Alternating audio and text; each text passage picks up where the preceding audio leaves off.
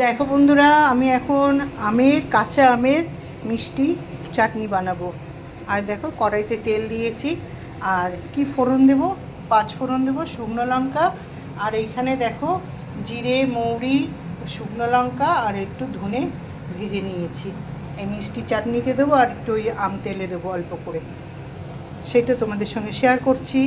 তো দেখো প্রথমে দিয়ে দিলাম শুকনো লঙ্কা।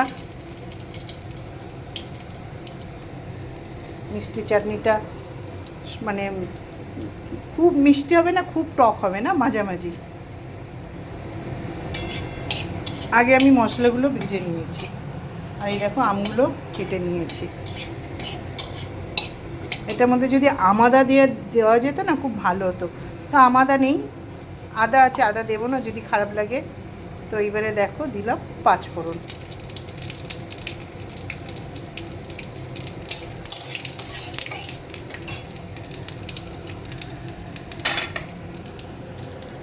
এইবারে আমি আমগুলো তুলে দেব। ভাজা ভাজা হয়ে গেছে।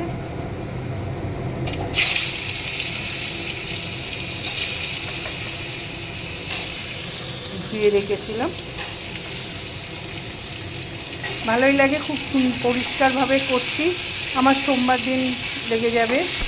ফ্রিজে রেখে দেবো বানিয়ে।